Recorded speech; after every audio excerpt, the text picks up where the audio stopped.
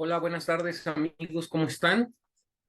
Bienvenidos nuevamente este día miércoles en punto de las 4 de la tarde en este su espacio de comercio exterior en el cual el día de hoy vamos a estar hablando de los impuestos en comercio exterior. Me da mucho gusto que estén, que nos acompañen un miércoles más en estas pláticas de comercio exterior. Gracias, Caficom nos da la oportunidad de estar con ustedes para platicar en el día a día del comercio exterior de estos temas que estamos llevando día a día en el comercio exterior. El día de hoy, como les reitero, vamos a hablar de los impuestos que existen en esta parte del comercio exterior. Pues bueno, nosotros, los contadores, las contadoras, eh, quienes estudiamos esta parte del comercio exterior en México, mis amigos los aduaneros que están aquí en todas las empresas que están manejando las operaciones de comercio exterior, este es un tema que tienen muy dominado. El día de hoy vamos a platicar y damos inicio a esta plática de hoy, 11 de octubre, ya casi terminando el año, pero seguimos en esto, en este espacio, este espacio que nos da Caficón para contestar sus dudas. Una vez más, como todos los programas, si tienen algún tema que quieran que platiquemos, que quieran, o alguna duda que quieran que les contestemos, por favor, háganoslas llegar. Con gusto, nosotros estamos para servirles, para apoyarlos en esta parte del trabajo día a día en materia de comercio exterior. Y bueno, arrancamos con nuestro tema. Los impuestos al comercio exterior. Tenemos que recordar, tenemos que recordar de cómo es la estructura de las leyes dentro del comercio exterior. Si bien es cierto, como ustedes saben, la Constitución Política de los Estados Unidos Mexicanos es la máxima ley que rige a los individuos que viven en el territorio nacional, en este caso, todos los mexicanos que estamos.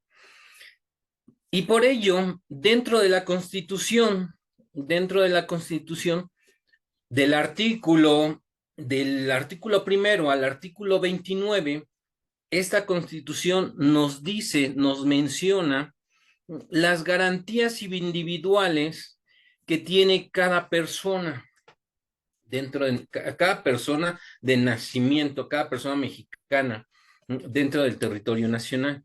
¿Por qué? Porque desde el artículo primero al artículo 29 se muestran todas las garantías que tenemos.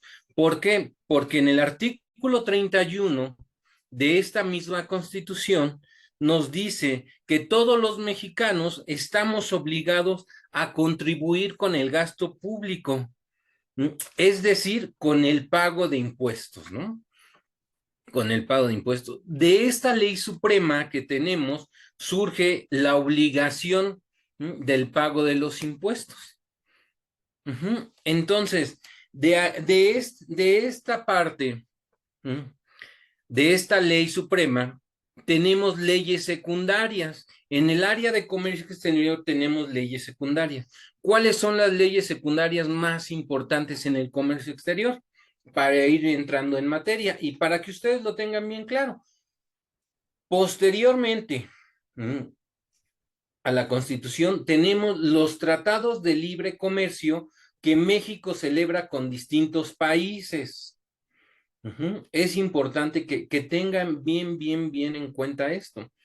Después de la Constitución, los tratados de libre comercio que se firman con diferentes países es una ley muy importante. Y después ya tenemos a la ley aduanera, la ley de comercio exterior, y en esta parte de la ley aduanera, que es la parte que rige la forma del comercio exterior, tenemos en calidad de ley supletoria el Código Fiscal de la Federación, La ley aduanera es muy clara y nos dice, cuando no se encuentre algún supuesto, la ley supletoria es el Código Fiscal de la Federación. Y el Código Fiscal de la Federación es aquella ley que emanan todas las diferentes leyes de todos estos impuestos que vamos a pagar. Recordemos, cada uno de los impuestos que paguemos, ya sea bueno, cada uno de los impuestos que paguemos en el territorio nacional están regidos por una ley. Ujú. Ley del IVA, ley del impuesto sobre la renta, del ISAM, de todos estos impuestos siempre hay una ley. Ujú.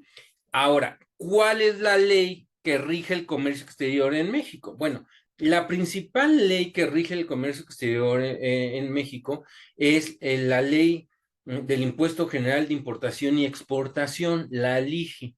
Ujú.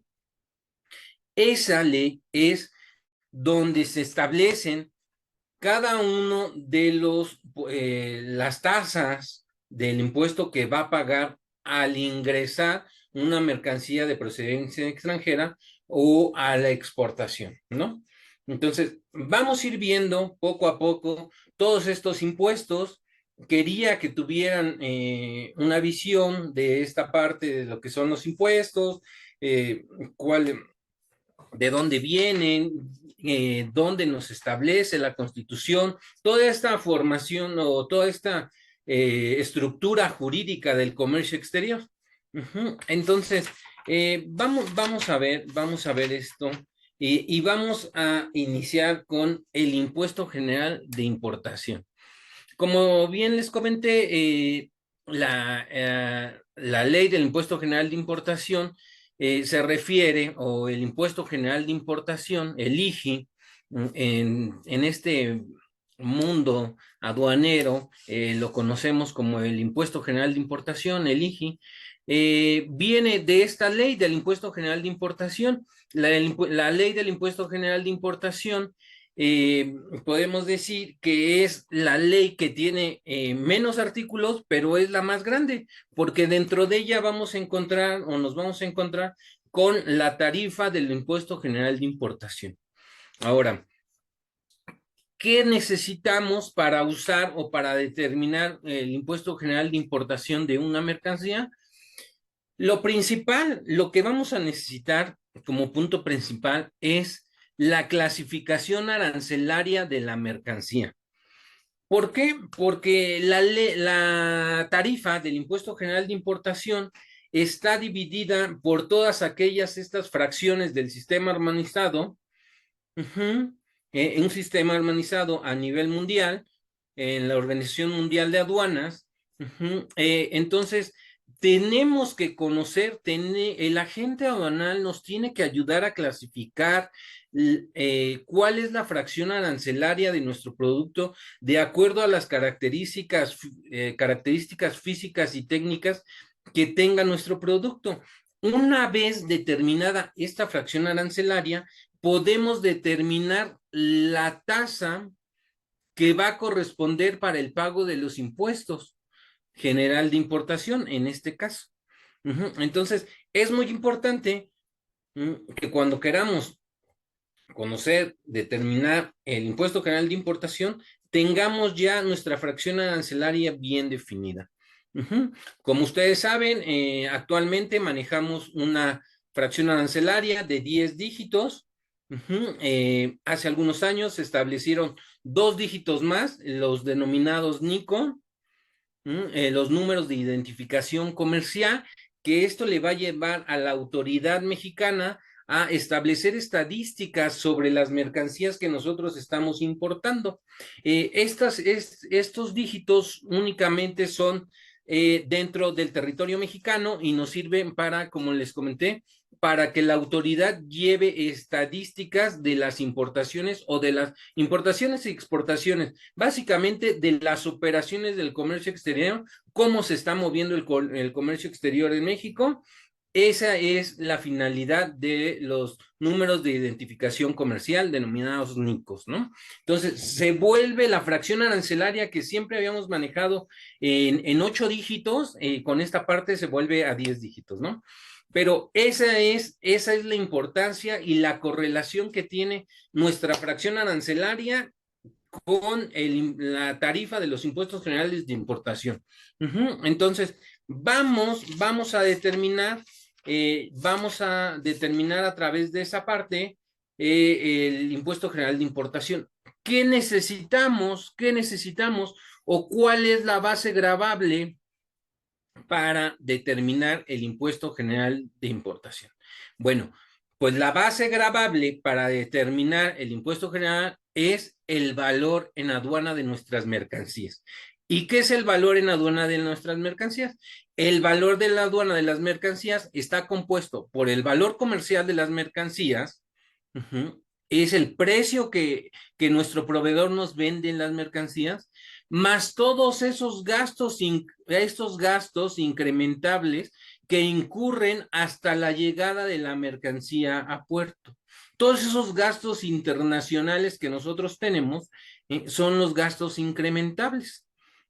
Transporte, seguro, comisiones, embalajes, todos esos gastos se denominan gastos incrementables, más el valor de nuestra mercancía van a determinar el valor en la aduana.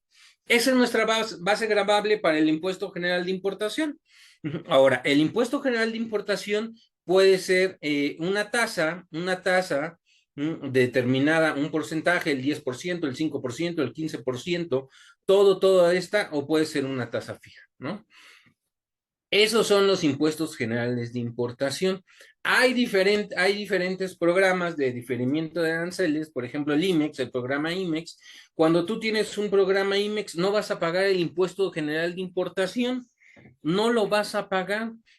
Lo vas a pagar bajo algunas condiciones y características muy específicas del destino que les des a las mercancías del IMEX, vas a poder pagar a la exportación en algunos casos, ¿no?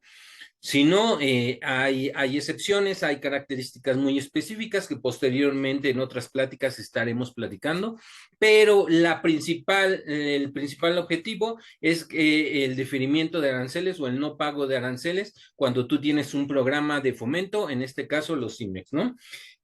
¿Cómo lo puedes exentar también? Con la certificación de origen. Si tú a la importación, si tú a la importación ingresas un documento denominado certificado de origen, este certificado debe ser de uno de los tratados comerciales con los que cuenta México, vas a poder exentar este impuesto general de importación, o en algunos casos tener alguna tasa preferencial. Entonces, esos son las maneras, el impuesto general de importación. ¿Qué es ese impuesto general? ¿Cómo lo vamos a pagar? ¿Cómo lo vamos a exentar? Recuerden, cuando son importaciones definitivas o que van a permanecer dentro del territorio dentro del territorio mexicano para su comercialización, bueno, lo vamos a pagar en todas las entradas, en todas las importaciones que hagamos. Es un impuesto que en ese momento se va a pagar. Posteriormente, el impuesto general de exportación, que es lo contrario, es el impuesto general de exportación. Cuando nosotros exportamos, vamos a pagar ese impuesto. Bueno, les comento, este impuesto general a la exportación está en tasa del 0%, no se paga el impuesto y realmente la base gravable de este impuesto, en lugar de ser el valor en aduana, va a ser el valor comercial, que es el valor de la mercancía en nosotros estamos vendiendo. Esos son los dos impuestos directos, esos son los impuestos que repercuten en el comercio exterior. Vamos a ver qué otros impuestos vamos a pagar. Vamos a pagar más impuestos. Vamos a pagar más impuestos. No me quisiera ir sin antes, bueno, no, todavía no me voy, pero no quisiera seguir sin antes comentarles, ¿no? Por ahí tenemos que recordar que en el Código Fiscal, en el artículo 2, nos menciona, ¿no? ¿Cuáles son las contribuciones? ¿Cuáles son los aprovechamientos? ahí el código nos los marca, pero al final definimos, o los aprovechamientos y las contribuciones lo podemos definir como los tributos que nosotros tenemos que pagar, ¿no? Y dentro de las contribuciones tenemos los impuestos, los derechos, las aportaciones sociales, y contribuciones de mejoras y toda esta parte, ¿no? Dentro de las contribuciones, los impuestos, bueno, pues es la parte esta que pagamos, que estamos explicando. Los derechos, vamos a verlo más adelante ahí con el derecho de trámite aduanera, es el pago que nosotros estamos estableciendo por el uso de todas aquellas instalaciones del gobierno, ¿no? Las aportaciones sociales son las que pagan las empresas por esta parte de los trabajadores, toda la seguridad social, esas son las aportaciones, y las contribuciones de mejora las podemos definir como todas aquellas estímulos que da alguna empresa para una mejora en pro de la sociedad, pero que estas son definidas, ¿no? Y que estas van a tener un beneficio para esa persona que hace la contribución de la mejora, ¿no? Por ahí en muchos parques industriales que están cerca de avenidas importantes, grandes, muchas veces las empresas dan el capital para a lo mejor poner un puente peatonal y que no corran peligro la parte de sus empleados por estas vías rápidas. Esas contribuciones son de mejora social. Ujú. Va a ser una mejora social para la población, pero realizada por una persona moral, por una persona física que requiere o que nos apoya haciendo esta contribución de mejora, ¿no? Entonces, no quería seguir avanzando sin que estableciéramos que hay contribuciones, que hay aprovechamientos, que dentro de las contribuciones tenemos impuestos, derechos, aportaciones sociales y contraprestaciones de contribuciones de mejora, ¿no? Entonces, eso es importante, esa parte es importante y bueno, vamos a seguir. Vamos a seguir con el IVA, ¿no? O sea, el IVA, el IVA, recordemos, por ahí nace en 1980, ¿no? Nace este impuesto al valor agregado. Ujú. Y ha sido uno de los impuestos más importantes dentro de la recaudación que ha tenido el país en todos los años. Desde que apareció, es uno de los impuestos que más recauda, es uno de los principales impuestos, junto con el impuesto sobre la renta, ¿no? Esos dos impuestos bueno, recaudan los mayores aprovechamientos que tiene el país, ¿no? Ahora, es importante, el 75% de todos estos impuestos recaudados a través del IVA se da por las operaciones de comercio exterior que tiene México, ¿no? Y los procedimientos en materia aduanera que surgen dentro de las aduanas o en visitas domiciliarias y todos esos conjuntado, todos esos impuestos que se, este, que se logran, es un 75%. ¿M? O sea, el comercio exterior es importantísimo para obtener esa recaudación del IVA en un 75%, ¿no? Todas las demás operaciones de compra-venta en el mercado nacional representan más o menos un 20% y el otro 5 en otros factores, pero así de importante es el IVA para el comercio exterior, ¿no? Entonces, aproximadamente ahí tenemos 4 millones de pedimentos que se hacen al año en las diferentes aduanas que tiene el país. De ahí el grosor de este 75% que les hablo de IVA. Ujú. Y bueno, vamos a seguir. Es un impuesto al valor agregado. Si bien los contadores, vamos a entrar aquí en un poquito de conflicto porque los contadores están sabedores de que no se puede calcular impuestos sobre impuestos, ¿sí? Y sí, estoy de acuerdo con ellos. En las transacciones que se realizan dentro del territorio nacional, no podemos determinar un impuesto sobre otro impuesto ya determinado. En el comercio exterior sí podemos hacerlo.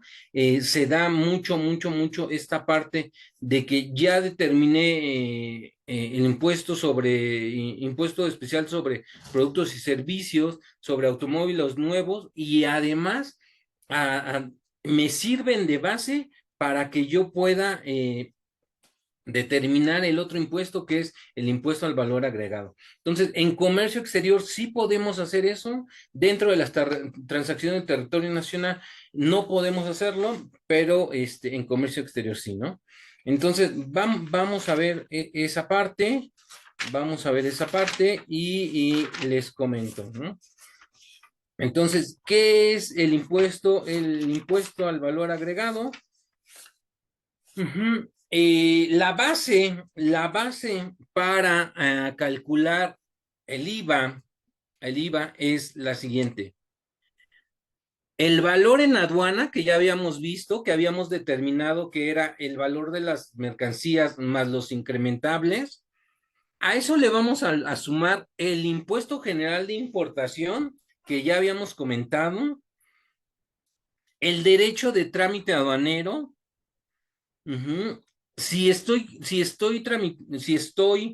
eh, importando algún producto que sea sobre o que se grave con el impuesto especial sobre productos o servicios, o si estoy importando un impuesto sobre autos nuevos, ujú, o una cuota compensatoria, a toda esa base gravable va a ser todos esos impuestos, aprovechamientos y derechos, va a ser mi base gravable para yo poder determinar el IVA, ¿no? Entonces, no quiero seguir con esta parte del IVA sin comentarles qué es el DTA. Bueno, como les comenté, el Código Fiscal dentro de las contribuciones nos dice que pagamos impuestos y derechos. El DTA es un derecho. El DTA es el derecho de trámite aduanero.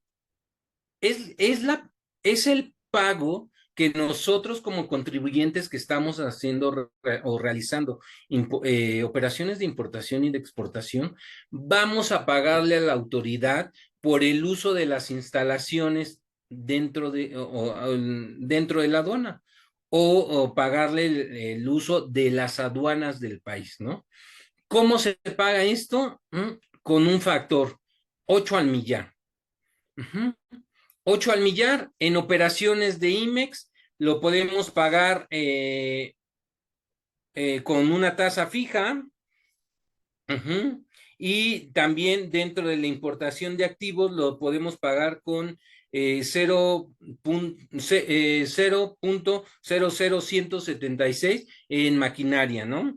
Y también podemos pagar con cuota fija, ¿no? Depende de las mercancías que importemos, tenemos que determinar cuál es la tasa que vamos a utilizar o si vamos a determinar una cuota fija. ¿Por qué? Porque dentro de estas importaciones, la autoridad nos dice, ¿sabes qué? Si tú vas a importar algo, te voy a poner una cuota que me pagues, ¿no? Por este derecho de uso de las aduanas. Pero ¿qué pasa si esa cuota es muy baja?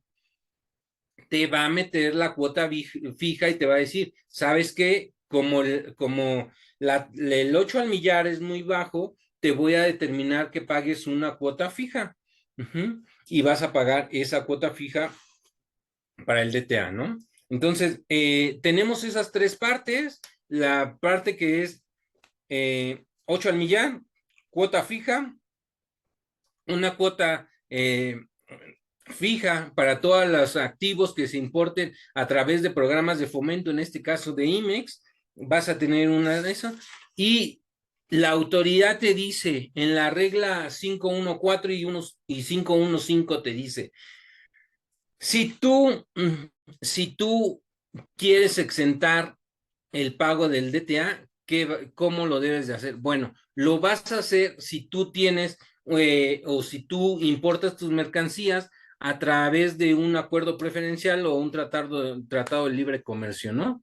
Entonces, ¿cuáles son los tratados? Algunos de los tratados con los cuales vas a importar y no vas a pagar este derecho, pues bueno, es el TEMEC, el Chile, Colombia, la Unión Europea, Israel, que ahorita está pasando ahí algunos momentos muy, muy, muy trágicos, tienen una cuota fija, ellos tienen una cuota fija, ujú, ellos sí tienen una cuota fija, pero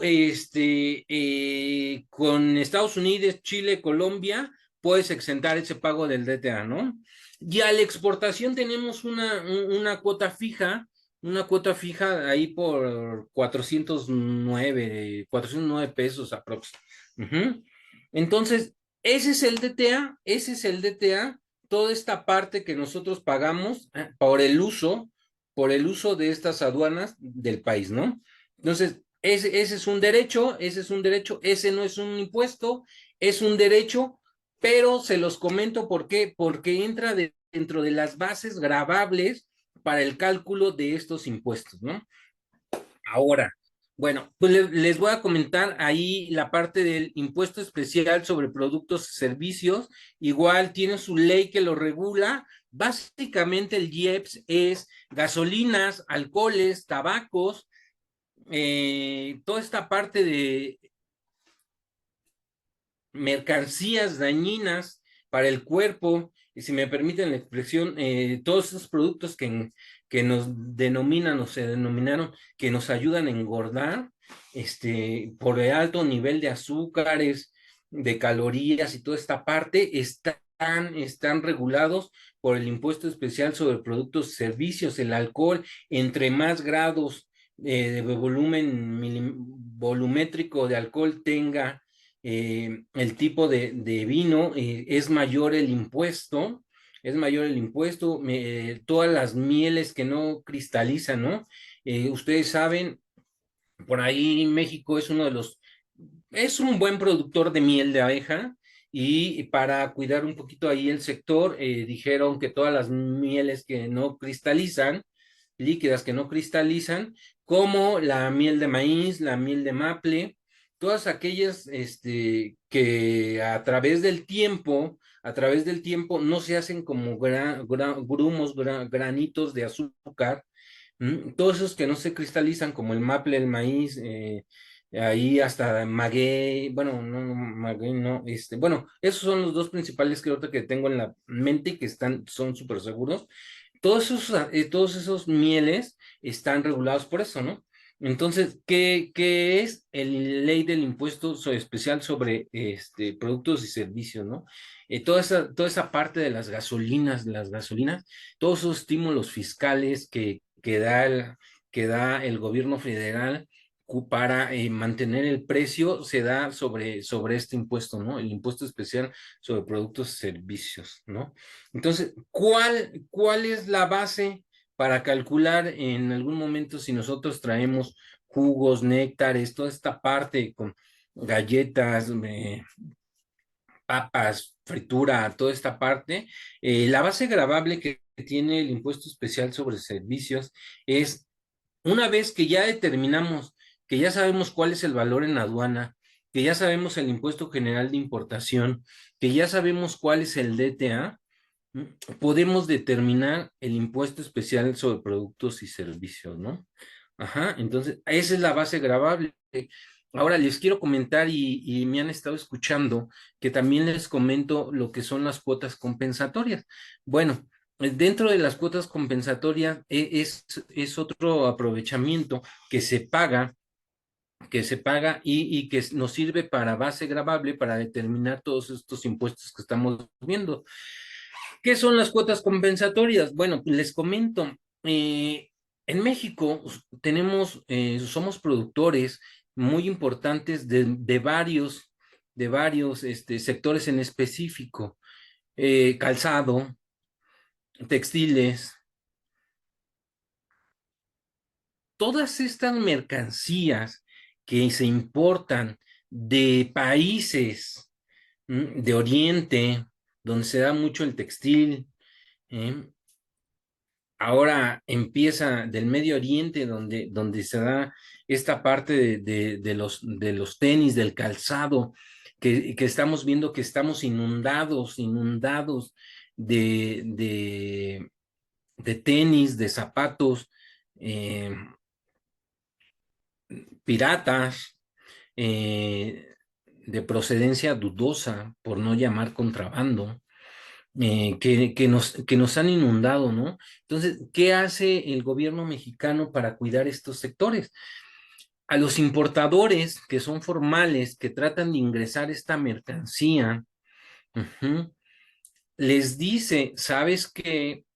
Ujú, si tú me importas, si tú vas a importar tela de este país en específico, digamos China, si tú vas a importar tela de China, en el cual yo he investigado que tiene prácticas desleales de comercio, y que después, y que a través de esas prácticas desleales de comercio tiene precios muy bajos, que tú al importar a México vas a tener ventajas sobre este mercado a través de estos precios bajos. Ujú. Voy a ponerte cuotas compensatorias, te voy a poner un porcentaje para igualar esa competencia y no sea desleal, que tus, que tus materiales importados, que tus productos terminados pueden ser importados en esta parte de prendas de vestir, puedan ser competitivos o sean competitivos con los del mercado nacional y estén en igualdad de condiciones para establecerse en el mismo mercado.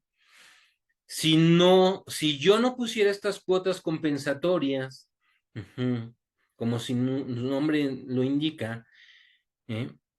Sirven para compensar la desigualdad que existe del mercado mexicano, ¿m? Que hay en otros países. Entonces, yo las pongo en igualdad de condiciones, establezco un porcentaje de todas estas mercancías que tienen cuotas compensatorias, porque yo, gobierno mexicano, yo ya hice un estudio de todas aquellas productos o materias primas que tú quieres importar, y que por prácticas desleales en su país, por apoyos financieros en su país, pueden lograr mejores precios. Ujú. Y como barreras para contrarrestar esa desigualdad, o esas prácticas desleales, voy a ingresar cuotas compensatorias. Voy a poner cuotas compensatorias. Esas son las cuotas compensatorias. A eso me refiero. A todas esas mercancías que de alguna manera pueden afectar el mercado mexicano, se les designa una cuota compensatoria. ¿Cómo lo hacen? Bueno, yo empresa que me dedico al acero, al calzado, voy y le digo a la Secretaría de Economía, necesitas hacer un estudio porque este proveedor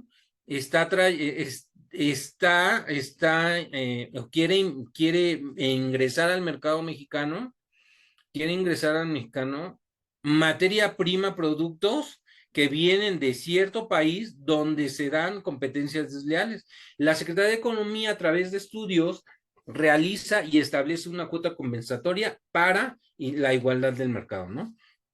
Entonces, esas son las cuotas compensatorias, esas son las cuotas. Entonces, ya vimos lo que es el Impuesto General de Importación, ya vimos lo que es el IGI, ya vimos lo que son las cuotas compensatorias. ¿Cuál es la base gravable antes de seguir? ¿Cuál es la base gravable de las cuotas compensatorias? Bueno, únicamente el valor en aduana. Sobre el valor en aduana vamos a establecer el porcentaje que vamos a cobrar. Pueden ser igual fijas o mix o porcentuales. Entonces, vamos a establecer es de cuota compensatoria, tengo el 20% sobre el valor en aduana de las mercancías. Esa va a ser la cuota que vamos a hacer. Únicamente el valor en aduana. Esa es la base gravable para las cuotas compensatorias.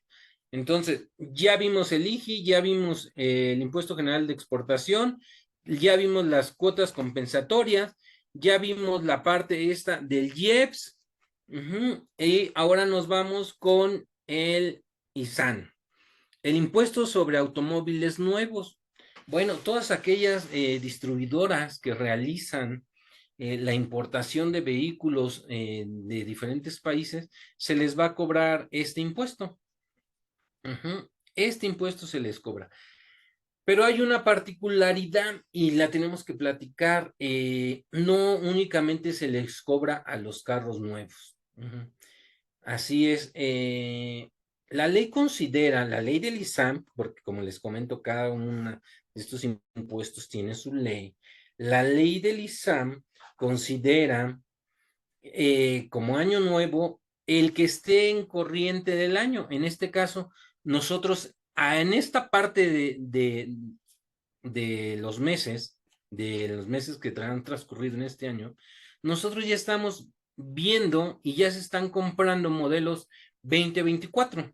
Entonces, vamos a pagar este impuesto por esos modelos, pero también vamos a pagar 10 años atrás este impuesto. También va a considerar 10 años atrás estos impuestos. De ahí que tenemos algunos problemas con lo de los autos chocolates, pero bueno, eso lo vemos ahorita.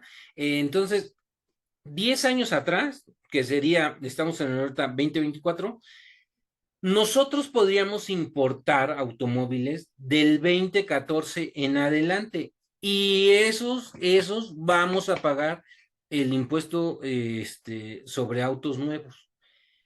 Todos esos del 2014 al 2024, que es el año corriente actual, vamos a pagar el ISAM.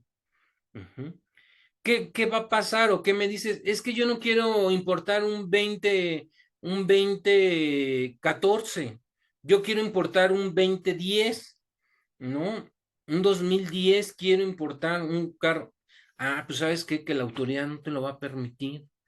Nada más te permite la importación de 10 años para atrás. De ahí surge, como les comentaba, mucha parte del problema que tenemos de los autos chocolates. ¿Qué pasó este sexenio?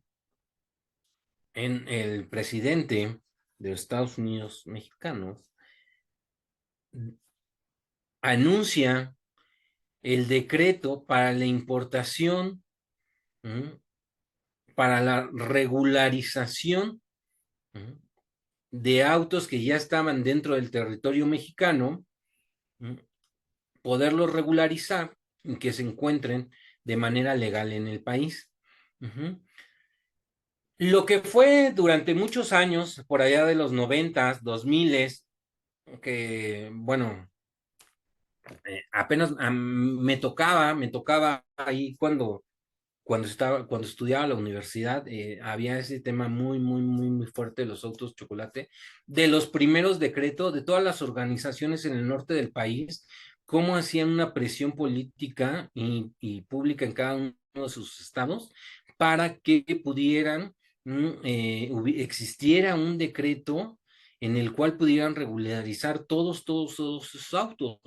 La demanda era que pudieran regularizar todos esos autos porque eran de uso agropecuario, ¿no? O sea, esa era la bandera. En realidad, y en la actualidad todavía seguimos viendo que en esos años se realizaron regularizaciones de autos que se encontraban en el interior del país de todo tipo, ¿eh? Convertibles, autos de lujo en su momento, autos de colección, y si bien es cierto, camionetas y todos aquellos maquinaria que servía para el campo. Pero hubo de todo, ¿eh? Hubo de todo el tipo de autos. Entonces, sí es importante que ustedes puedan diferenciar. Sí, ¿qué va a pasar si quieres importar un auto de 2010? Bueno, ya son importaciones específicas que te las clasifican como autos de colección, autos antiguos, y que te especifica reglas específicas la Secretaría de Economía para cuál realizar esta importación, ¿no? Para realizar el procedimiento que debes de seguir para realizar esta importación, pero ya son reglas muy específicas. Para fortuna de todos aquellos paisanos que están en Estados Unidos con una forma migratoria no definida para todos aquellos indocumentados y que de alguna manera mandan o se traen carros de Estados Unidos a México. Bueno, pues este sexenio, como les dije, tuvieron la fortuna de que muchos de todos esos autos pudieron establecer en forma, eh, pudieron, mediante el decreto, pudieron regularizar todos esos autos y tenerlos de una manera legal en el país, ¿no? Entonces, ¿cuánto duró el decreto? Híjole, de verdad que hubo muchísimas ampliaciones sobre esto de los autos chocolates, hubo muchas, muchas ampliaciones, ya se terminaba y otros 180 días mandaban, y se volvía a terminar y otros 180 días. La verdad es de que recaudaron muchísimo, el gobierno federal hizo una recaudación muy, muy, muy grande en esta parte de los autos chocolates, ¿no? Y regresamos de nuevo, una parte, y ahí podemos, es un claro ejemplo de lo que les comentaba. Mucho del impuesto al valor agregado que se ha recaudado se da a través de todas estas 4 millones aproximadamente de pedimentos que se hacen ahí en el año, más o menos, pero todo esto y este programa del decreto de autos, de la regularización de autos chocolates que existió en este sexenio, recaudó muchísimo, muchísimo, muchísimo. No se acababan, no se acababan.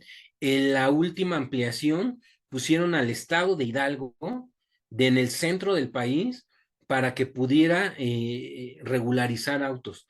Primero fue la zona fronteriza con Estados Unidos, donde por ende y por el medio logístico que hay, la cercanía, porque es uno de los principales zona de tráfico de todos estos autos, uh-huh, fueron los principales, pero en la última dijo, vamos a adicionar a Hidalgo, uh-huh, y adicionó el estado de Hidalgo, todos los autos que estuvieran en el estado de Hidalgo podían haber sido regularizados o pueden ser regularizados a través de estos decretos. Uh-huh. Entonces, esto es algo de lo que ha pasado con del impuesto sobre automóviles nuevos, ¿no? Como les comenté, pues bueno, realmente acabamos de ver, yo creo que estos son los principales impuestos, derechos y contribuciones que se pagan en la parte de comercio exterior. Sí, son muy, muy extensos cada uno de los temas. Hoy les quise platicar de una manera breve cada uno de ellos para que pudiéramos entenderlo de alguna forma. Por ahí, hace algunos meses tuvimos un curso en Caficom del impuesto al valor agregado. Le dedicamos un muy, muy, muy buen tiempo. La verdad que hubo mucha interacción con ustedes que nos escuchan para resolver las dudas. Tuvo mucho éxito este curso que dimos de IVA. Ajá, entonces, hoy nada más fue una breve explicación de lo que es cada uno de los impuestos, de las características específicas y bueno, pues ahorita que estamos hablando de estos impuestos, todas aquellas empresas, estos últimos días que de esta semana, he trabajado ahorita con empresas IMEX, con programas de fomento, con programas IMEX, todas aquellas empresas que tienen IMEX, si ustedes tienen este registro de programa IMEX, por favor, hagan un compliance eh, de todas las obligaciones que tienen, ese nivel de cumplimiento que tienen en cada una de las empresas es muy importante. La autoridad está muy, muy, muy, muy, muy, muy, muy, muy fuerte con esta parte de las contribuciones, ¿no? Entonces quiere recaudar, está en esta parte de la recaudación. Y hoy que hablamos de IVA, es uno de los principales puntos que está recaudando, ¿no? O sea, el pago, la omisión de pago del impuesto al valor agregado es una de las revisiones que más se está dando, ¿no? Recordemos por qué se da la omisión de este impuesto, del impuesto al valor agregado. Lo podemos determinar por un correcto determinación del valor en aduana, ¿no? O sea, si bien nosotros determinamos un valor de las mercancías con nuestro proveedor, tenemos que determinar bien cuáles son los gastos incrementables. O sea, tenemos que establecer cuál es nuestro Incoterm y después de ese Incoterm determinar cuáles son nuestros gastos incrementables que incurren para el valor en aduana. Como ustedes saben, la base gravable para el impuesto al valor agregado, para el impuesto general de importación, es el valor en aduana. Si nos equivocamos en la determinación del valor en aduana, ¿m? Todos nuestros impuestos van a estar mal. Y por eso la autoridad determina que hay una omisión de los impuestos. He tenido la fortuna de participar en algunas revisiones esta semana en específico, y la autoridad está revisando eso, ¿no? El pago del IVA, ujú, si hay omisión en el pago del impuesto general de importación, y si los certificados de origen que nosotros estamos utilizando para el no pago del impuesto general de importación son correctos. Entonces, el consejo que yo les daría hoy, y que es real, porque yo lo viví esta semana, lo he vivido esta semana, que he estado trabajando con diferentes empresas, es esa, ¿no? Pongamos mucha atención en que nuestros certificados de origen que nos lleguen estén bien llenados, ujú, en que el agente aduanal o que nosotros mismos a través del manifiesto de valor y de la hoja de cálculo determinemos bien el valor en aduana para que el agente aduanal pueda realizar una excelente determinación o una determinación de los impuestos de forma correcta. Entonces, hoy en esta plática pudieron observar cuáles son las bases gravables que tiene cada uno de los impuestos. Como ustedes vieron, como ustedes lo escucharon, la base gravable es el valor en aduana. Y como les comenté, para determinar el valor en aduana, tenemos tres cosas principales: valor de la factura internacional, Incoterm y los incrementables. El Incoterm y los incrementables van de la mano. Entonces, pónganse a estudiar. Más adelante, me parecería bien que más adelante tuviéramos una plática de Incoterms y cómo afecta la valoración, la valoración, y cómo es, qué tanto influyen los Incoterms en la determinación del valor en aduana, ¿no? Hoy les pongo un ejemplo para que ustedes lo puedan realizar ahí en su casa, en su oficina, cuando tengan 5 minutos. Revisen qué son los Incoterms. Los Incoterms son los términos internacionales de venta, ¿no? Son términos internacionales de venta donde se regula la obligación de cada una de las contrapartes, y también regula el riesgo, hasta dónde termina el riesgo como proveedor y dónde inicia el riesgo de las mercancías que puedan sufrir las mercancías como comprador. Eso es lo que regula cada uno de los cinco temas. Ustedes que manejan el comercio exterior, ustedes saben que hay muchos psicotems para cada uno de los medios de transporte que existen: ferroviario, marítimo, aéreo.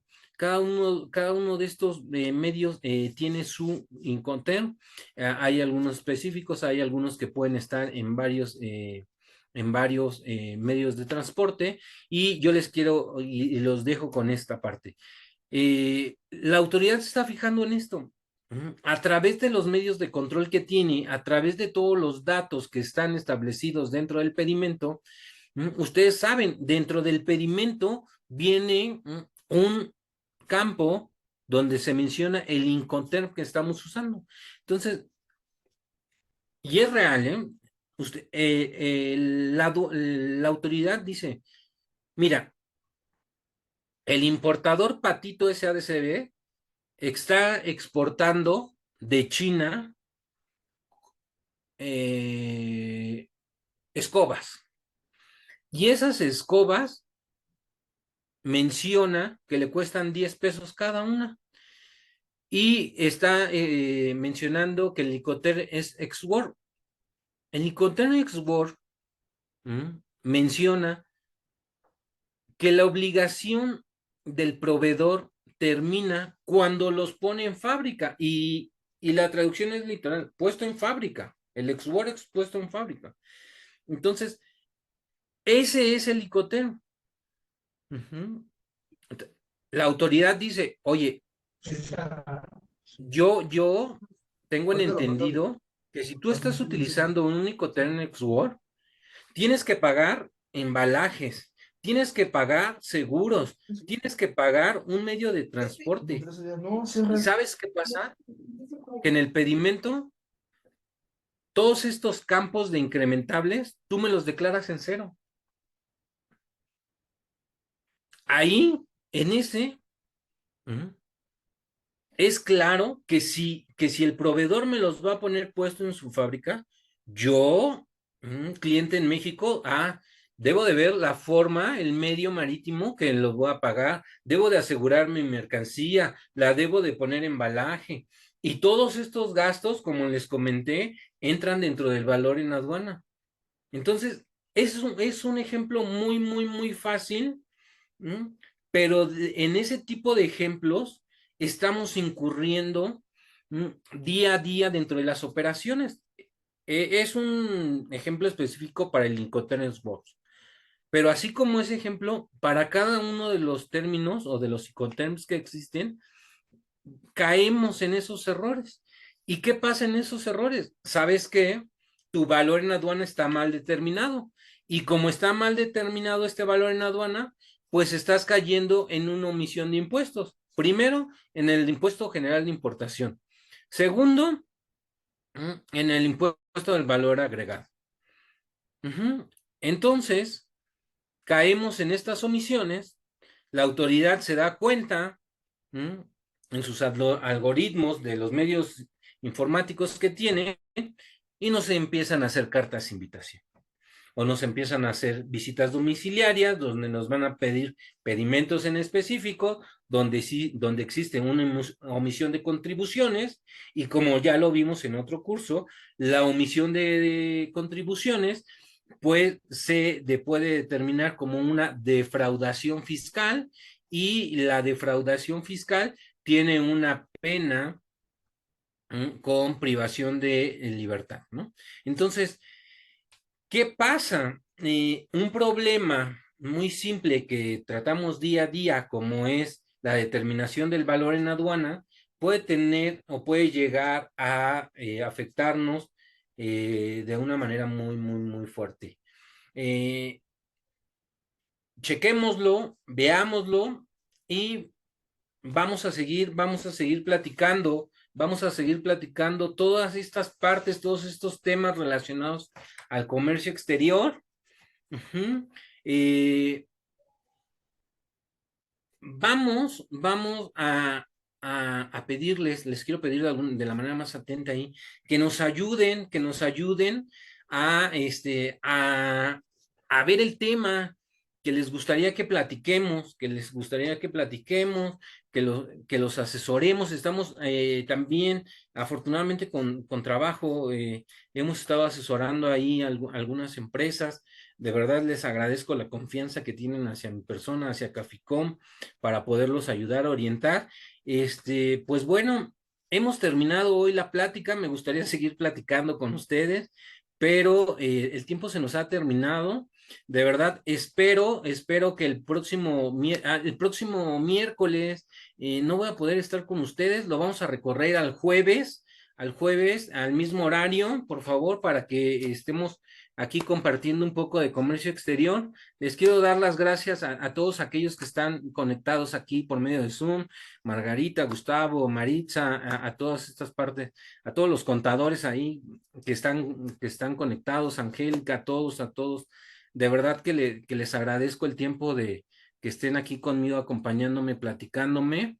Y bueno, pues les agradezco de verdad. Pasen una buena tarde. Está lluviosa la tarde, aire frío, está muy fresco, pero está bien para que nos tomemos un cafecito ahí por la tarde, noche, lleguemos a casita, descansemos y sigamos en esta parte del comercio exterior. Simplemente nos queda seguir, trabajar, aprender cada día algo nuevo de comercio exterior, y si en algo les podemos ayudar en mi persona, Francisco Razo, ya me conocen, la gente de Caficom, estaremos muy alegres de contribuir con ustedes en esta parte y ser mejor persona cada día. Les agradezco, me despido, mi nombre es Francisco Razo, los espero el jueves en punto de las 4 de la tarde para seguir viendo algo de comercio exterior en México. Les agradezco, hasta luego, bye.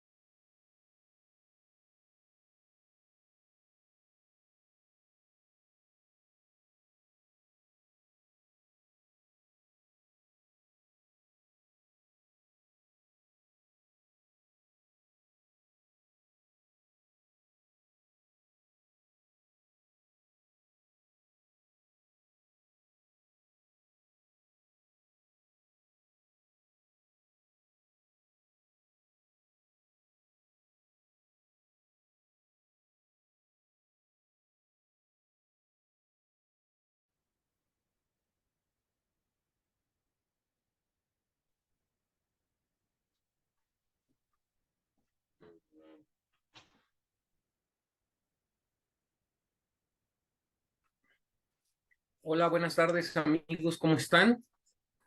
Bienvenidos nuevamente este día miércoles en punto de las 4 de la tarde en este su espacio de comercio exterior,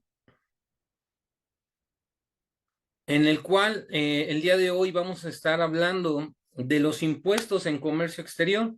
Me da mucho gusto que que nos acompañen un miércoles más en estas pláticas de comercio exterior.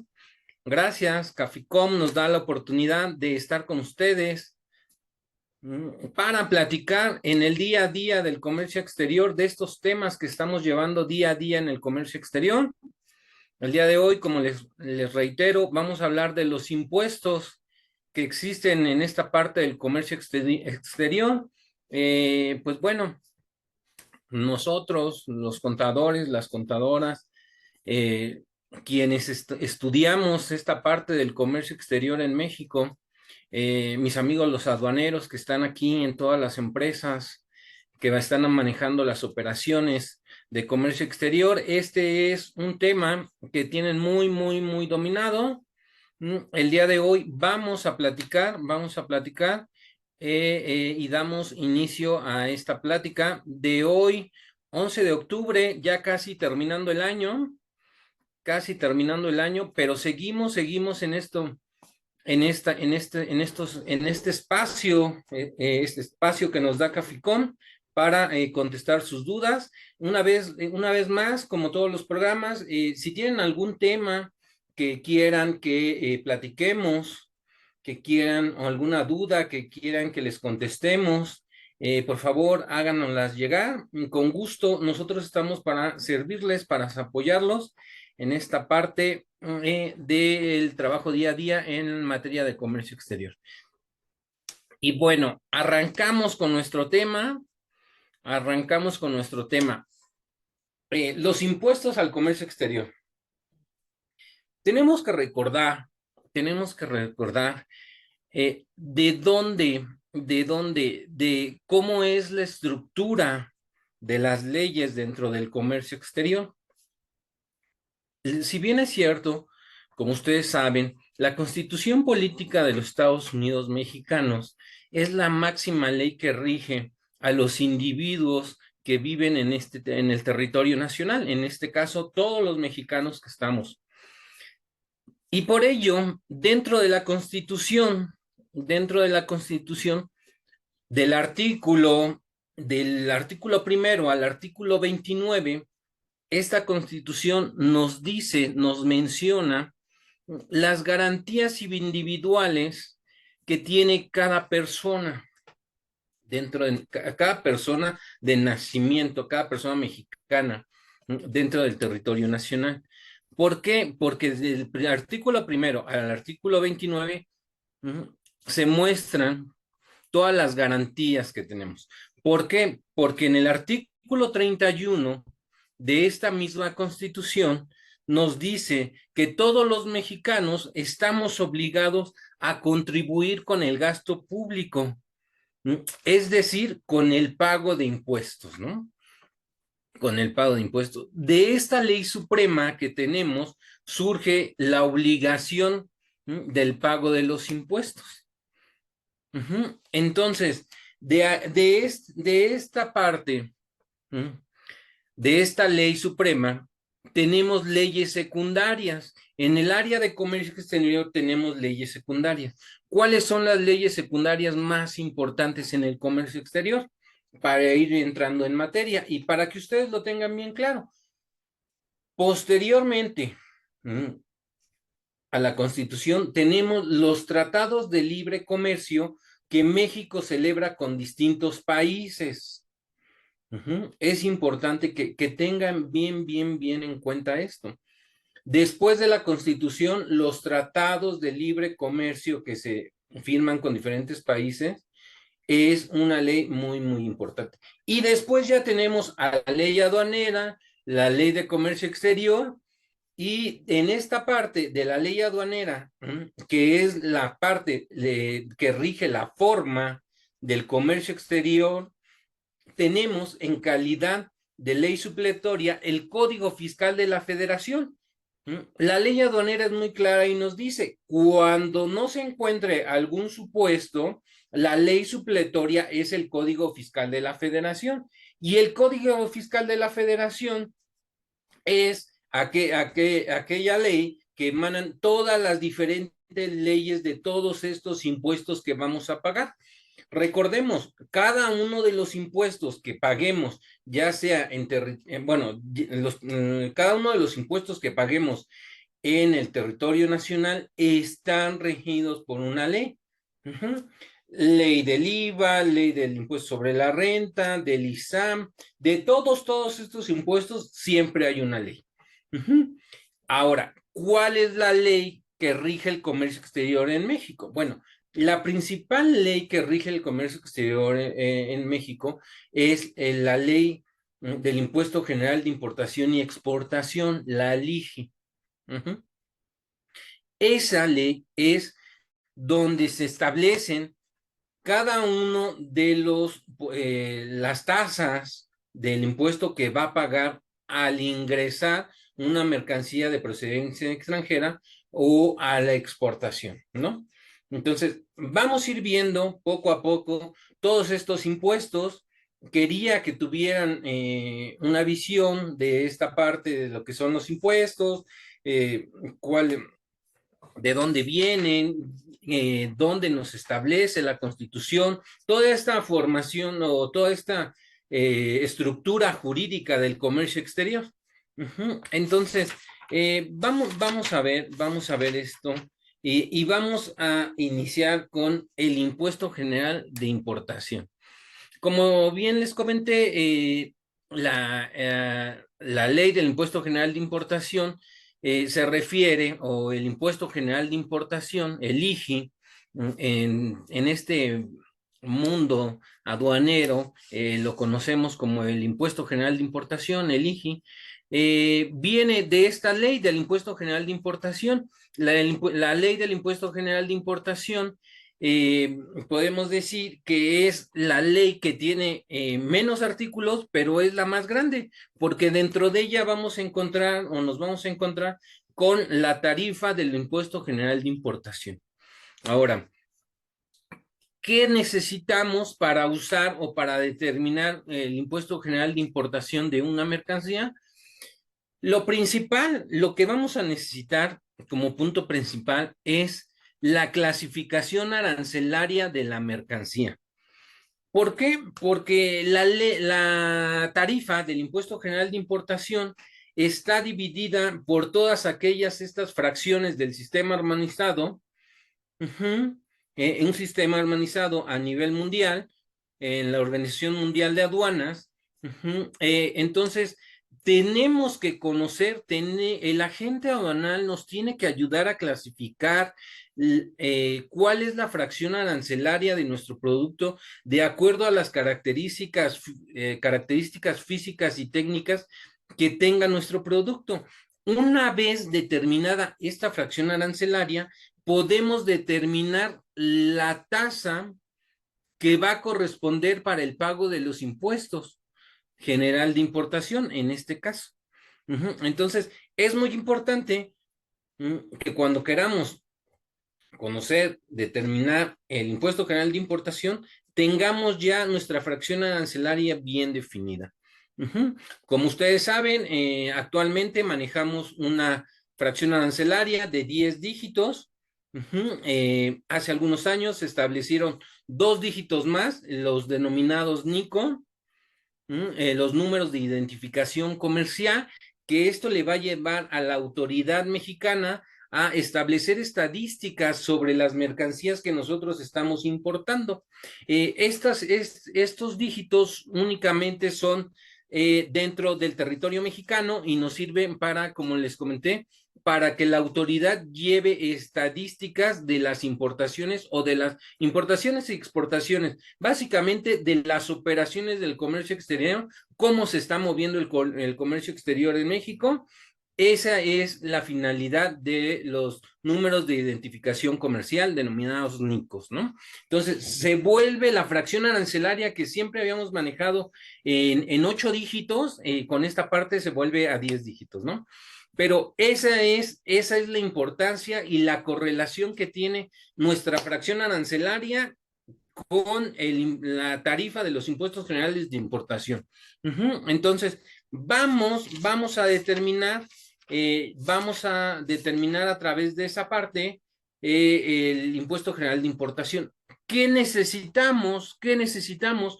¿O cuál es la base gravable para determinar el impuesto general de importación?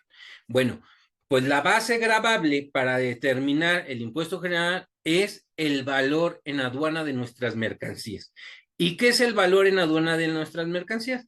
El valor de la aduana de las mercancías está compuesto por el valor comercial de las mercancías, es el precio que nuestro proveedor nos vende en las mercancías, más todos esos gastos incrementables que incurren hasta la llegada de la mercancía a puerto.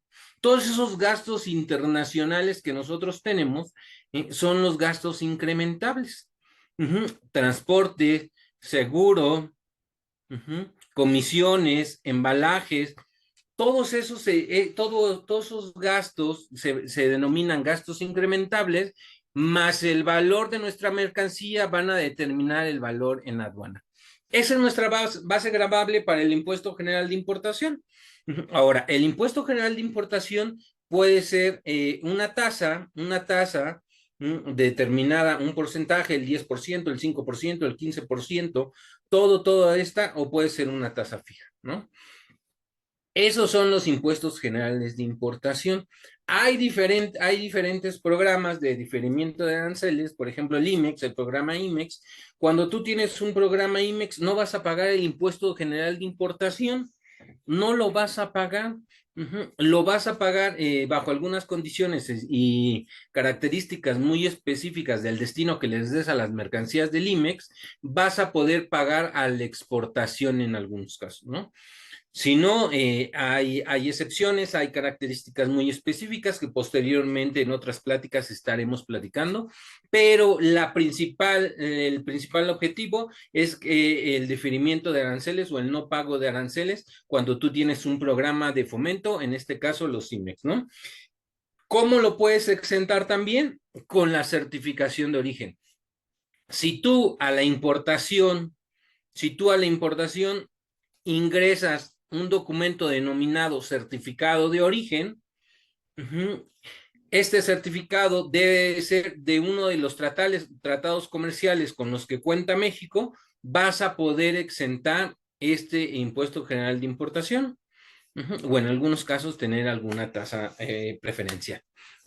Entonces, esos son las maneras, el impuesto general de importación. ¿Qué es ese impuesto general? ¿Cómo lo vamos a pagar? ¿Cómo lo vamos a exentar? Recuerden, cuando son importaciones definitivas o que van a permanecer dentro del territorio dentro del territorio mexicano para su comercialización, bueno, lo vamos a pagar en todas las entradas, en todas las importaciones que hagamos. Es un impuesto que en ese momento se va a pagar.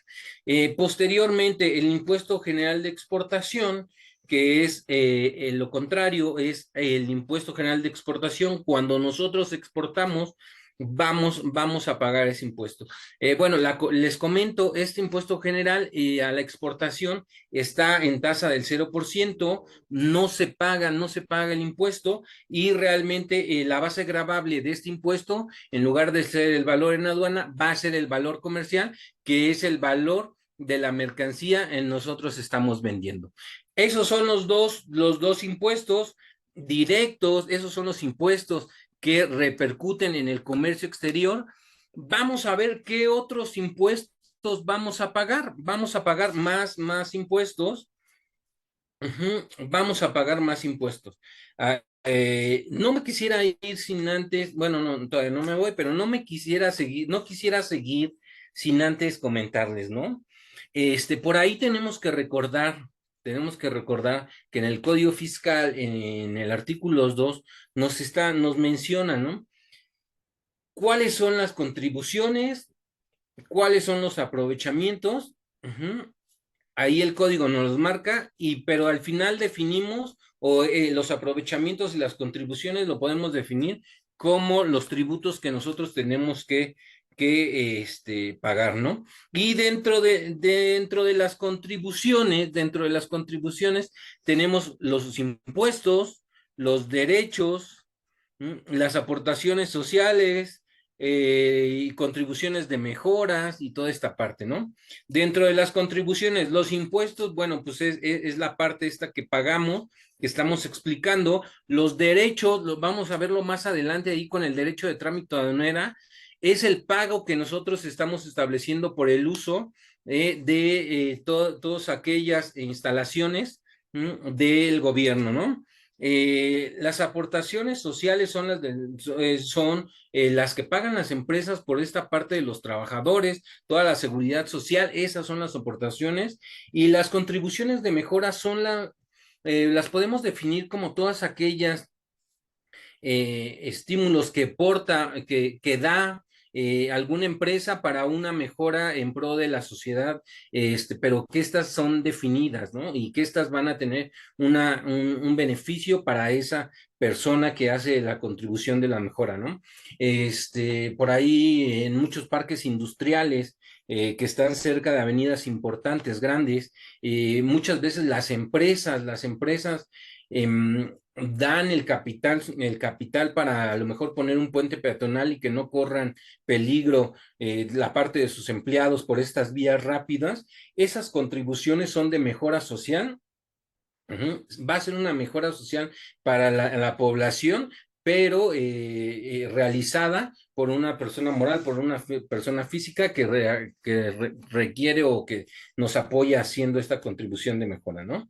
Entonces, no quería seguir avanzando sin que estableciéramos que hay contribuciones, que hay aprovechamientos, que dentro de las contribuciones tenemos impuestos, derechos, aportaciones sociales y contraprestaciones de contribuciones de mejora, ¿no? Entonces, eso es importante, esa parte es importante y bueno, vamos a seguir con el IVA, ¿no? O sea, el IVA, recordemos, por ahí nace en 1980, ¿no?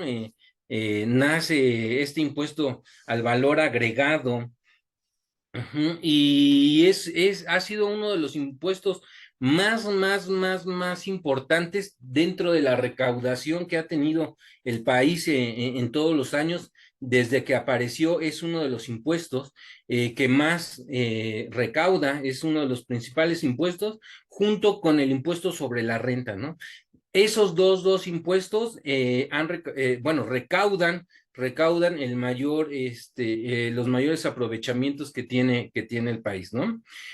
Ahora, es importante, el 75% de todo esto, de todos estos impuestos recaudados a través del IVA, se da por las operaciones de comercio exterior que tiene México, ¿no? Y los procedimientos en materia aduanera que surgen dentro de las aduanas o en visitas domiciliarias todos esos conjuntado, todos esas, todos esos impuestos que se, este, que se logran, es un 75%. ¿M? O sea, el comercio exterior es importantísimo para obtener esa recaudación del IVA en un 75%, ¿no? Todas las demás operaciones de compra-venta en el mercado nacional representan más o menos un 20% y el otro 5 en otros factores, pero así de importante es el IVA para el comercio exterior, ¿no? Entonces, aproximadamente ahí tenemos 4 millones de pedimentos que se hacen al año en las diferentes aduanas que tiene el país. De ahí el grosor de este 75% que les hablo de IVA. Ujú. Y bueno, vamos a seguir. Es un impuesto al valor agregado. Si bien los contadores, vamos a entrar aquí en un poquito de conflicto porque los contadores están sabedores de que no se puede calcular impuestos sobre impuestos, ¿sí? Y sí, estoy de acuerdo con ellos. En las transacciones que se realizan dentro del territorio nacional, no podemos determinar un impuesto sobre otro impuesto ya determinado. En el comercio exterior sí podemos hacerlo.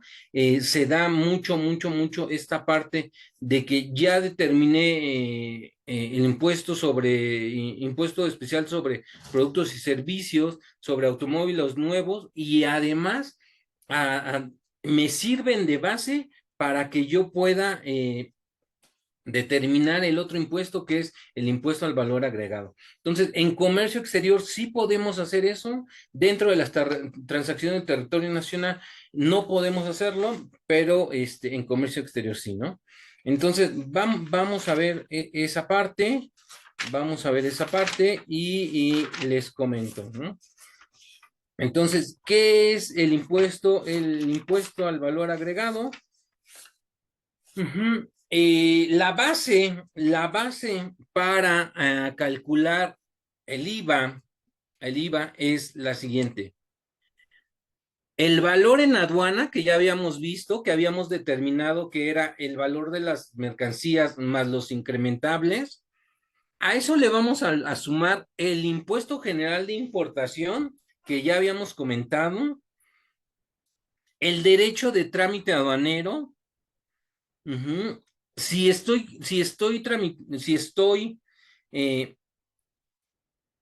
importando algún producto que sea sobre o que se grave con el impuesto especial sobre productos o servicios, o si estoy importando un impuesto sobre autos nuevos, ujú, o una cuota compensatoria, a toda esa base gravable va a ser todos esos impuestos, aprovechamientos y derechos, va a ser mi base gravable para yo poder determinar el IVA, ¿no? Entonces, no quiero seguir con esta parte del IVA sin comentarles qué es el DTA. Bueno, como les comenté, el Código Fiscal dentro de las contribuciones nos dice que pagamos impuestos y derechos. El DTA es un derecho. El DTA es el derecho de trámite aduanero. Es, es, la, es el pago que nosotros como contribuyentes que estamos haciendo o realizando operaciones de importación y de exportación, vamos a pagarle a la autoridad por el uso de las instalaciones dentro de la aduana o pagarle el uso de las aduanas del país, ¿no? ¿Cómo se paga esto? Con un factor 8 al millar. Ujú. 8 al millar en operaciones de IMEX lo podemos pagar con una tasa fija. Ujú.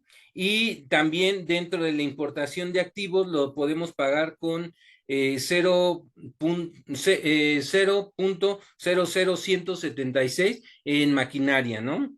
Y también podemos pagar con cuota fija, ¿no? Depende de las mercancías que importemos, tenemos que determinar cuál es la tasa que vamos a utilizar o si vamos a determinar una cuota fija. ¿Por qué? Porque dentro de estas importaciones, la autoridad nos dice, ¿sabes qué? Si tú vas a importar algo, te voy a poner una cuota que me pagues, ¿no? Por este derecho de uso de las aduanas. Pero ¿qué pasa si esa cuota es muy baja? Te va a meter la cuota fija y te va a decir, ¿sabes qué? Como el 8 al millar es muy bajo, te voy a determinar que pagues una cuota fija. Ujú. Y vas a pagar esa cuota fija para el DTA, ¿no? Entonces, tenemos esas tres partes. La parte que es 8 al millar, cuota fija, una cuota fija para todos los activos que se importen a través de programas de fomento, en este caso de IMEX, vas a tener una de esas. Y la autoridad te dice, en la regla 514 y 515 te dice, si tú, si tú quieres exentar el pago del DTA, ¿cómo lo debes de hacer? Bueno, lo vas a hacer si tú tienes o si tú importas tus mercancías a través de un acuerdo preferencial o un tratado de libre comercio, ¿no? Entonces, ¿cuáles son los tratados? Algunos de los tratados con los cuales vas a importar y no vas a pagar este derecho, pues bueno, es el TEMEC, el Chile, Colombia, la Unión Europea, Israel, que ahorita está pasando ahí algunos momentos muy, muy, muy trágicos, tienen una cuota fija, ellos tienen una cuota fija, ujú, ellos sí tienen una cuota fija, pero con Estados Unidos, Chile, Colombia, puedes exentar ese pago del DTA, ¿no? Y a la exportación tenemos una cuota fija ahí por 409 pesos aproximadamente. Ujú. Entonces, ese es el DTA, toda esta parte que nosotros pagamos por el uso de estas aduanas del país, ¿no? Entonces, ese es un derecho, ese no es un impuesto, es un derecho, pero se los comento por qué, porque entra dentro de las bases gravables para el cálculo de estos impuestos, ¿no? Ahora, bueno, pues les voy a comentar ahí la parte del impuesto especial sobre productos y servicios. Igual tiene su ley que lo regula. Básicamente el IEPS es gasolinas, alcoholes, tabacos, toda esta parte de mercancías dañinas para el cuerpo, y si me permiten la expresión, todos esos productos que nos denominan o se denominaron que nos ayudan a engordar, por el alto nivel de azúcares, de calorías y toda esta parte, están regulados por el impuesto especial sobre productos y servicios. El alcohol, entre más grados de volumen volumétrico de alcohol tenga el tipo de vino, es mayor el impuesto, todas las mieles que no cristalizan, ¿no? Ustedes saben, por ahí México es un buen productor de miel de abeja, y para cuidar un poquito ahí el sector, dijeron que todas las mieles que no cristalizan, líquidas que no cristalizan, como la miel de maíz, la miel de maple, todas aquellas que a través del tiempo no se hacen como grumos, granitos de azúcar. Todos esos que no se cristalizan, como el maple, el maíz, ahí hasta maguey, bueno, no, maguey no, bueno, esos son los dos principales que ahorita que tengo en la mente y que son súper seguros. Todos esos mieles están regulados por eso, ¿no? Entonces, ¿qué es el ley del impuesto especial sobre productos y servicios, ¿no? Toda esa parte de las gasolinas, todos esos estímulos fiscales que da el gobierno federal para mantener el precio, se da sobre este impuesto, ¿no? El impuesto especial sobre productos y servicios, ¿no? Entonces, ¿cuál es la base para calcular en algún momento si nosotros traemos jugos, néctares, toda esta parte con galletas, papas, fritura, toda esta parte? La base gravable que tiene el impuesto especial sobre servicios es, una vez que ya determinamos, que ya sabemos cuál es el valor en aduana, que ya sabemos el impuesto general de importación, que ya sabemos cuál es el DTA, podemos determinar el impuesto especial sobre productos y servicios, ¿no? Ajá, entonces esa es la base gravable. Ahora les quiero comentar, y me han estado escuchando, que también les comento lo que son las cuotas compensatorias. Bueno, dentro de las cuotas compensatorias es otro aprovechamiento que se paga y que nos sirve para base gravable para determinar todos estos impuestos que estamos viendo. ¿Qué son las cuotas compensatorias? Bueno, les comento. En México somos productores muy importantes de varios sectores en específico. Calzado, textiles, todas estas mercancías que se importan de países de Oriente, donde se da mucho el textil. ¿eh? Ahora empieza del Medio Oriente, donde se da esta parte de los tenis, del calzado, que estamos viendo que estamos inundados de tenis, de zapatos eh, piratas, de procedencia dudosa, por no llamar contrabando, que nos han inundado, ¿no? Entonces, ¿qué hace el gobierno mexicano para cuidar estos sectores? A los importadores que son formales, que tratan de ingresar esta mercancía, ujú, les dice, ¿sabes qué? Ujú, Si tú me importas, si tú vas a importar tela de este país en específico, digamos China, si tú vas a importar tela de China, en el cual yo he investigado que tiene prácticas desleales de comercio y que después, y que a través de esas prácticas desleales de comercio tiene precios muy bajos que tú al importar a México vas a tener ventajas sobre este mercado a través de estos precios bajos. Voy a ponerte cuotas compensatorias, te voy a poner un porcentaje para igualar esa competencia y no sea desleal, que tus, que tus materiales importados, que tus productos terminados pueden ser importados en esta parte de prendas de vestir, puedan ser competitivos o sean competitivos con los del mercado nacional y estén en igualdad de condiciones para establecerse en el mismo mercado. Si no, si yo no pusiera estas cuotas compensatorias, como su nombre lo indica, ¿eh?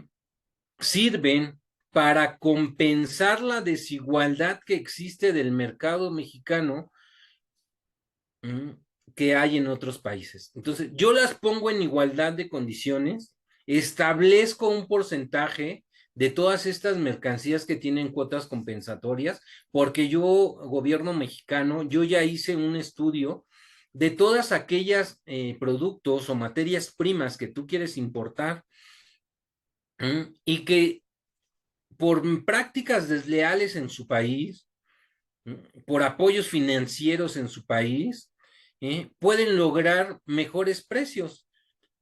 Uh-huh. Y como barreras para contrarrestar esa desigualdad o esas prácticas desleales, voy a ingresar cuotas compensatorias. Voy a poner cuotas compensatorias. Esas son las cuotas compensatorias. A eso me refiero.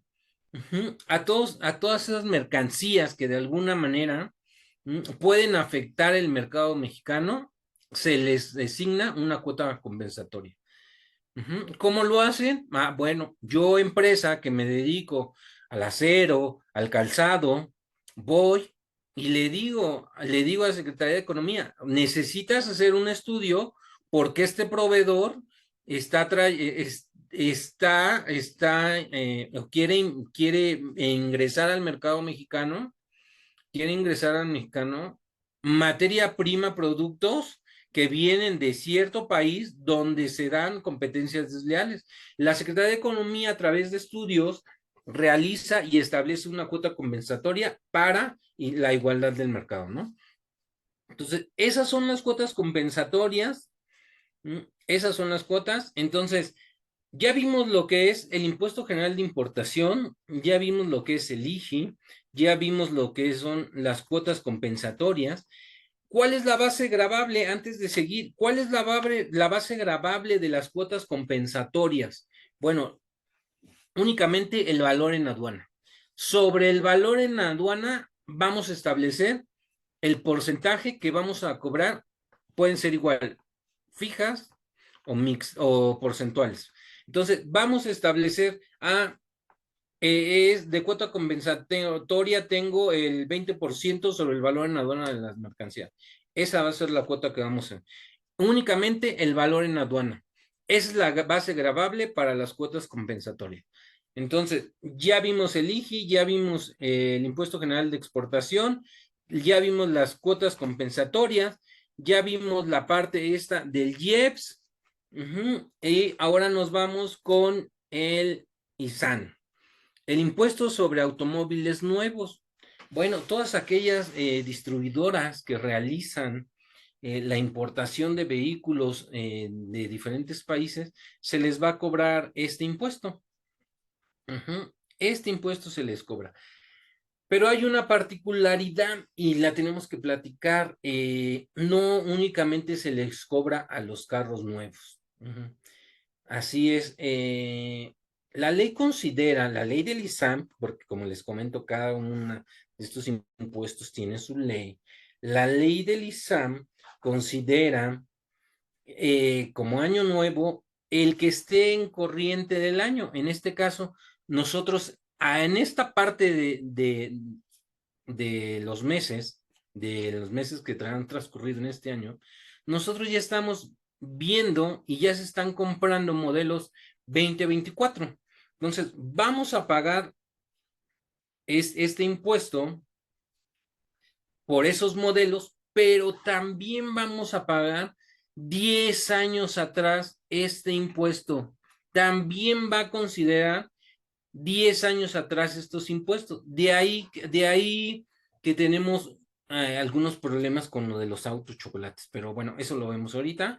Entonces, 10 años atrás, que sería, estamos en el ahorita 2024, nosotros podríamos importar automóviles del 2014 en adelante y esos vamos a pagar el impuesto sobre autos nuevos. Todos esos del 2014 al 2024, que es el año corriente actual, vamos a pagar el ISAM.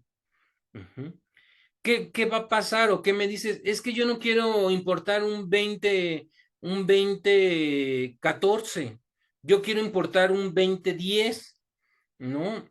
Un 2010 quiero importar un carro. Ah, pues sabes qué, que la autoridad no te lo va a permitir. Nada más te permite la importación de 10 años para atrás. De ahí surge, como les comentaba, mucha parte del problema que tenemos de los autos chocolates. ¿Qué pasó este sexenio? En el presidente de los Estados Unidos mexicanos anuncia el decreto para la importación, ¿m? Para la regularización, ¿m? De autos que ya estaban dentro del territorio mexicano, ¿m? Poderlos regularizar y que se encuentren de manera legal en el país. Uh-huh. Lo que fue durante muchos años, por allá de los 90s, 2000s, que bueno, apenas me tocaba ahí cuando estudiaba la universidad, había ese tema muy fuerte de los autos chocolate, de los primeros decretos de todas las organizaciones en el norte del país, cómo hacían una presión política y pública en cada uno de sus estados para que pudieran, existiera un decreto en el cual pudieran regularizar todos esos autos. La demanda era que pudieran regularizar todos esos autos porque eran de uso agropecuario, ¿no? O sea, esa era la bandera. En realidad, y en la actualidad todavía seguimos viendo que en esos años se realizaron regularizaciones de autos que se encontraban en el interior del país de todo tipo, ¿eh? Convertibles, autos de lujo en su momento, autos de colección, y si bien es cierto, camionetas y todos aquellos maquinaria que servía para el campo. Pero hubo de todo, ¿eh? Hubo de todo el tipo de autos. Entonces, sí es importante mm, que ustedes puedan diferenciar. Sí, ¿qué va a pasar si quieres importar un auto de 2010?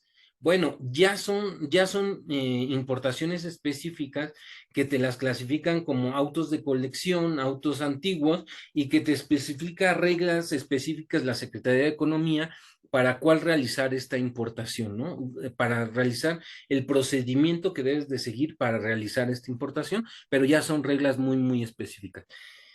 Para fortuna de todos aquellos paisanos que están en Estados Unidos con una forma migratoria no definida, para todos aquellos indocumentados y que de alguna manera mandan o se traen carros de Estados Unidos a México, bueno, pues este sexenio, como les dije, tuvieron la fortuna de que muchos de todos esos autos pudieron establecer en forma eh, mediante el decreto, pudieron regularizar todos esos autos y tenerlos de una manera legal en el país, ¿no? Entonces, ¿cuánto duró el decreto? Híjole, de verdad que hubo muchísimas ampliaciones sobre esto de los autos chocolates, hubo muchas ampliaciones, ya se terminaba y otros 180 días mandaban, y se volvía a terminar y otros 180 días. La verdad es de que recaudaron muchísimo, el gobierno federal hizo una recaudación muy, muy, muy grande en esta parte de los autos chocolates, ¿no? Y regresamos de nuevo, una parte, y ahí podemos, es un claro ejemplo de lo que les comentaba. Mucho del impuesto al valor agregado que se ha recaudado se da a través de todas estas 4 millones aproximadamente de pedimentos que se hacen ahí en el año, más o menos, pero todo esto y este programa del decreto de autos, de la regularización de autos chocolates que existió en este sexenio, recaudó muchísimo, muchísimo, muchísimo. No se acababan, no se acababan. En la última ampliación pusieron al estado de Hidalgo en el centro del país para que pudiera regularizar autos. Primero fue la zona fronteriza con Estados Unidos, donde por ende y por el medio logístico que hay, la cercanía, porque es uno de los principales zona de tráfico de todos estos autos, fueron los principales, pero en la última dijo, vamos a adicionar a Hidalgo, y adicionó el estado de Hidalgo, todos los autos que estuvieran en el estado de Hidalgo, podían haber sido regularizados o pueden ser regularizados a través de estos decretos. Ujú. Entonces, esto es algo de lo que ha pasado con del impuesto sobre automóviles nuevos, ¿no? Como les comenté, pues bueno, realmente acabamos de ver, yo creo que estos son los principales impuestos, derechos y contribuciones que se pagan en la parte de comercio exterior. Sí, son muy, muy extensos cada uno de los temas. Hoy les quise platicar de una manera breve cada uno de ellos para que pudiéramos entenderlo de alguna forma. Por ahí, hace algunos meses tuvimos un curso en Caficom del impuesto al valor agregado. Le dedicamos un muy, muy, muy buen tiempo. La verdad que hubo mucha interacción con ustedes que nos escuchan para resolver las dudas. Tuvo mucho éxito este curso que dimos de IVA. Ajá, entonces hoy nada más fue una breve explicación de lo que es cada uno de los impuestos, de las características específicas y bueno, pues ahorita que estamos hablando de estos impuestos, todas aquellas empresas, estos últimos días que de esta semana, he trabajado ahorita con empresas IMEX, con programas de fomento, con programas IMEX, todas aquellas empresas que tienen IMEX, si ustedes tienen este registro de programa IMEX, por favor, hagan un compliance de todas las obligaciones que tienen, ese nivel de cumplimiento que tienen en cada una de las empresas es muy importante. La autoridad está muy, muy, muy, muy, muy, muy, muy, muy fuerte con esta parte de las contribuciones, ¿no? Entonces, quiere recaudar, está en esta parte de la recaudación.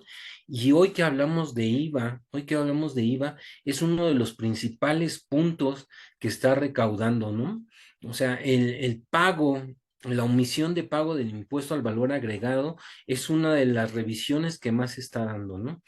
Recordemos por qué se da la omisión de este impuesto, del impuesto al valor agregado. Lo podemos determinar por un correcto determinación del valor en aduana, ¿no? O sea, si bien nosotros determinamos un valor de las mercancías con nuestro proveedor, tenemos que determinar bien cuáles son los gastos incrementables. O sea, tenemos que establecer cuál es nuestro Incoterm y después de ese Incoterm determinar cuáles son nuestros gastos incrementables que incurren para el valor en aduana. Como ustedes saben, la base gravable para el impuesto al valor agregado, para el impuesto general de importación, es el valor en aduana. Si nos equivocamos en la determinación del valor en aduana, ¿m? Todos nuestros impuestos van a estar mal. Ujú. Y por eso la autoridad determina que hay una omisión de los impuestos. Ujú. He tenido la fortuna de participar en algunas revisiones esta semana en específico, y la autoridad está revisando eso, ¿no? El pago del IVA, ujú, si hay omisión en el pago del impuesto general de importación, y si los certificados de origen que nosotros estamos utilizando para el no pago del impuesto general de importación son correctos. Entonces, el consejo que yo les daría hoy, y que es real, porque yo lo viví esta semana, lo he vivido esta semana, que he estado trabajando con diferentes empresas, es esa, ¿no?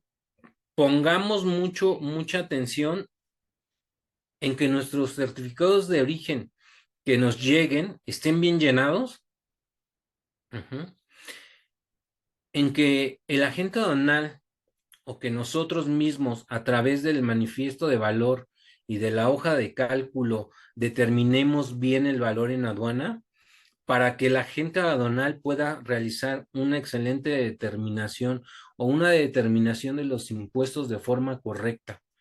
Ujú. Entonces, hoy en esta plática pudieron observar cuáles son las bases gravables que tiene cada uno de los impuestos. Como ustedes vieron, como ustedes lo escucharon, la base gravable es el valor en aduana. Y como les comenté, para determinar el valor en aduana, tenemos tres cosas principales: valor de la factura internacional, Incoterm y los incrementables. El Incoterm y los incrementables, ujú, van de la mano. Ujú. Entonces, pónganse a estudiar. Más adelante, me parecería bien que más adelante tuviéramos una plática de Incoterms y cómo afecta la valoración, ujú, la valoración, y cómo es, qué tanto influyen los Incoterms en la determinación del valor en aduana, ¿no? Hoy les pongo un ejemplo para que ustedes lo puedan revisar ahí en su casa, en su oficina, cuando tengan 5 minutos. Revisen qué son los Incoterms. Los Incoterms son los términos internacionales de venta, ¿no? Son términos internacionales de venta donde se regula, ujú, la obligación de cada una de las contrapartes, y también regula el riesgo, hasta dónde termina el riesgo como proveedor y dónde inicia el riesgo de las mercancías que puedan sufrir las mercancías como comprador. Eso es lo que regula cada uno de los cinco temas. Ujú. Ustedes que manejan el comercio exterior, ustedes saben que hay muchos psicotems para cada uno de los medios de transporte que existen: ferroviario, marítimo, ujú, aéreo. Cada uno de estos medios tiene su Incoterm. Hay algunos específicos, hay algunos que pueden estar en varios medios de transporte, y yo les quiero y los dejo con esta parte. La autoridad se está fijando en esto. A través de los medios de control que tiene, a través de todos los datos que están establecidos dentro del pedimento. Ustedes saben, dentro del pedimento viene un campo donde se menciona el Incoterm que estamos usando. Entonces, y es real, ¿eh? La autoridad dice: mira, el importador Patito SADCB está exportando de China eh, escobas. Y esas escobas menciona que le cuestan 10 pesos cada una. y está mencionando que el Licoter es ex-work. El Licoter ex-work menciona que la obligación del proveedor termina cuando los pone en fábrica y la traducción es literal, puesto en fábrica, el ex-work expuesto en fábrica. Entonces, ese es el licotero. Uh-huh. La autoridad dice, oye, yo tengo en entendido que si tú estás utilizando un licotero ex-work, tienes que pagar embalajes, tienes que pagar seguros, tienes que pagar un medio de transporte. ¿Y sabes qué pasa? Que en el pedimento, todos estos campos de incrementables, tú me los declaras en cero. Ahí, en ese, es claro que si el proveedor me los va a poner puesto en su fábrica, yo, cliente en México, debo de ver la forma, el medio marítimo que los voy a pagar, debo de asegurar mi mercancía, la debo de poner en embalaje. Y todos estos gastos, como les comenté, entran dentro del valor en aduana. Entonces, es un ejemplo muy, muy, muy fácil. ¿Mm? Pero en ese tipo de ejemplos estamos incurriendo día a día dentro de las operaciones. Es un ejemplo específico para el Incoterms Box, pero así como ese ejemplo, para cada uno de los términos o de los Incoterms que existen, caemos en esos errores. ¿Y qué pasa en esos errores? ¿Sabes qué? Tu valor en aduana está mal determinado. Y como está mal determinado este valor en aduana, pues estás cayendo en una omisión de impuestos. Primero, en el impuesto general de importación. Segundo, en el impuesto del valor agregado. Entonces, caemos en estas omisiones, la autoridad se da cuenta en sus algoritmos de los medios informáticos que tiene y nos empiezan a hacer cartas de invitación o nos empiezan a hacer visitas domiciliarias donde nos van a pedir pedimentos en específico, donde sí, donde existe una omisión de contribuciones y como ya lo vimos en otro curso, la omisión de contribuciones pues puede determinar como una defraudación fiscal y la defraudación fiscal tiene una pena con privación de libertad, ¿no? Entonces, ¿qué pasa? Un problema muy simple que tratamos día a día, como es la determinación del valor en aduana, puede tener o puede llegar a afectarnos de una manera muy, muy, muy fuerte. Eh, Chequémoslo, veámoslo y vamos a seguir platicando todas estas partes, todos estos temas relacionados al comercio exterior. Ujú. Eh, vamos a pedirles, les quiero pedir de la manera más atenta ahí, que nos ayuden a, a ver el tema que les gustaría que platiquemos, que los asesoremos. Estamos también, afortunadamente, con trabajo, hemos estado asesorando ahí algunas empresas. De verdad les agradezco la confianza que tienen hacia mi persona, hacia Caficom, para poderlos ayudar a orientar. Pues bueno, hemos terminado hoy la plática, me gustaría seguir platicando con ustedes, pero el tiempo se nos ha terminado. De verdad, espero que el próximo miércoles no voy a poder estar con ustedes, lo vamos a recorrer al jueves, al mismo horario, por favor, para que estemos aquí compartiendo un poco de comercio exterior. Les quiero dar las gracias a todos aquellos que están conectados aquí por medio de Zoom, Margarita, Gustavo, Maritza, a todas estas partes, a todos los contadores ahí que están conectados, Angélica, a todos. De verdad que les agradezco el tiempo de que estén aquí conmigo, acompañándome, platicándome. Y bueno, pues les agradezco de verdad. Pasen una buena tarde. Está lluviosa la tarde, aire frío, está muy fresco, pero está bien para que nos tomemos un cafecito ahí por la tarde, noche, lleguemos a casita, descansemos y sigamos en esta parte del comercio exterior.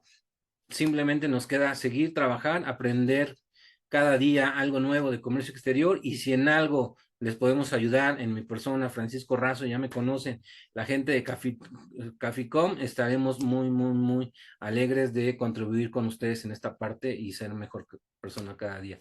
Les agradezco, me despido, mi nombre es Francisco Razo, los espero el jueves en punto de las 4 de la tarde para seguir viendo algo de comercio exterior en México. Les agradezco, hasta luego, bye.